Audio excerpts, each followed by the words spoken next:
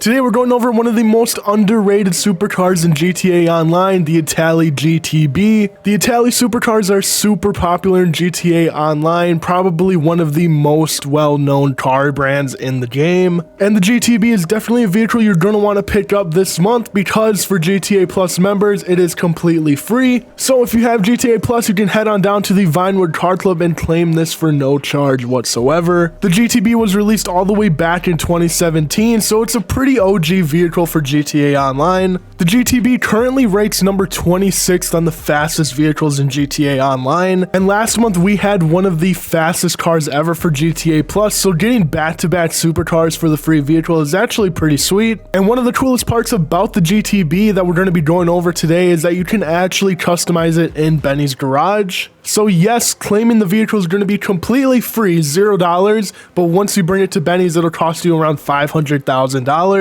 So basically, you can pay $500,000 for a top 25 car in GTA Online. Even if you don't want to pay the extra $500K to bring it to Benny's garage, the stock version of the GTB is just as good as the custom in my opinion. There's just a few other upgrades and customizations you get by bringing it to Benny's garage, so in my opinion, it's just as good as having the stock version of the GTB. Like I said earlier, this is the 26th fastest vehicle in all of GTA Online, which is actually really insane. The top speed, according to GTA Base, can get you to about 127 miles per hour. Based off of the Fister 811, it is only 5 to 6 miles per hour less of a top speed. So if you're still looking for above average top speed supercars, the GTB is definitely a vehicle that you can get on a budget right now that is definitely going to stand out in your garages.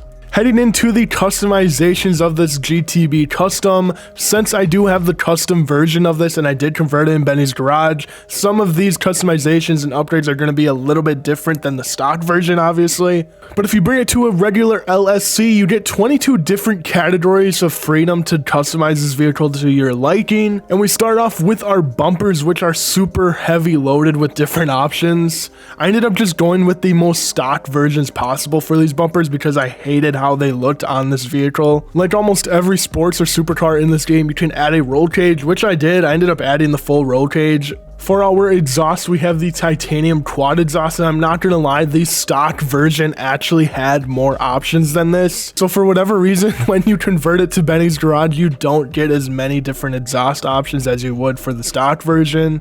For the fenders, you actually get a lot of different options. You get 4 options for the front fenders and 4 options for the rear fenders, which you actually don't see too often with many supercars nowadays. For the hood, you get 14 different options, which I absolutely love. I ended up going with the large vent hood, but you can get very creative with this. There's so many different options to choose from. If you want to go with a more carbon fiber looked vehicle, you can definitely do that with the hood, which is awesome. I definitely would recommend painting this car a red, yellow, or blue. I think those colors would really match this vehicle the best. Right now I have this really bright red with a pearlescent of cream, which honestly looks incredible for this vehicle. Since I am not at Benny's garage customizing this vehicle, I can't add the liveries, but I will tell you the liveries for this vehicle are really bad. Like all you can do is add racing liveries to them, which if you're into that, it's cool, but for me, I don't like putting racing liveries on my supercars. Heading on to the roof, you actually get a few different options to choose from.